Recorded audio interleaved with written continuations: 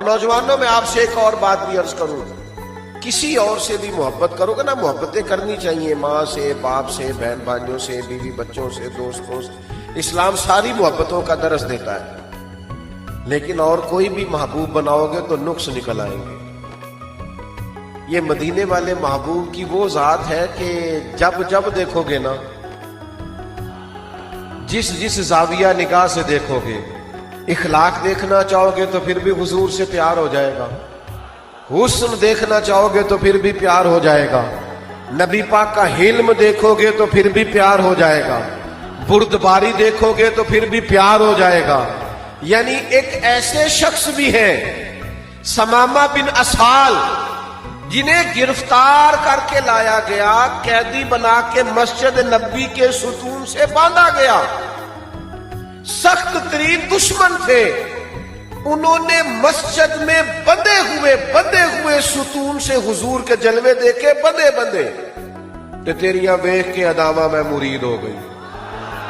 یعنی ستون سے بندھے ہوئے محبوب کے جلوے دیکھے، 2-3 دن بندھے رہے، اور پھر وہ بات لمبی ہے، میں بس اشارہ کرتا ہوں۔ حضور نے فرمایا انہیں آزاد کر دو، لیکن کیا آزاد ہونا تھا اور کیا انہوں نے لوٹ کر جانا تھا۔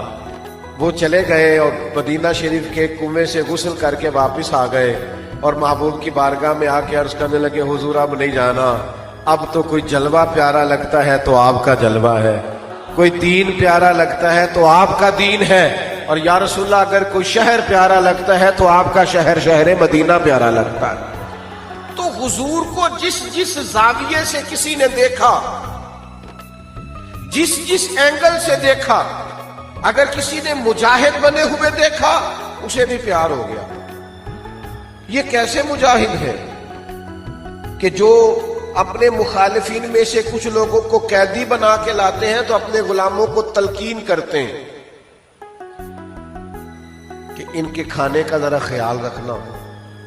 یہ قیدی بنا کے، یہ کوئی پھول لے کے نہیں آئے تھے جنگوں میں مقابلے میں، ان پر ذرا توجہ دینا۔ اور یہ کیسے سپہ سالار ہے کہ ان کے وہ مخالف جنہوں نے 3 سال تک بائیکاٹ کیے رکھا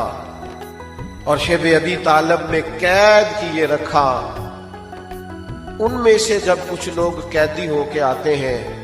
اور حضرت بلال ان کی رسیاں ذرا زور سے باندھتے ہیں اور وہ ہائے ہائے کرتے ہیں، تو محبوب رات کو اٹھ جاتے ہیں، فرماتے ہیں ان کی رسیاں ذرا ڈھیلی کر دو، یہ کراہتے ہیں تو مجھے نیند نہیں آتی۔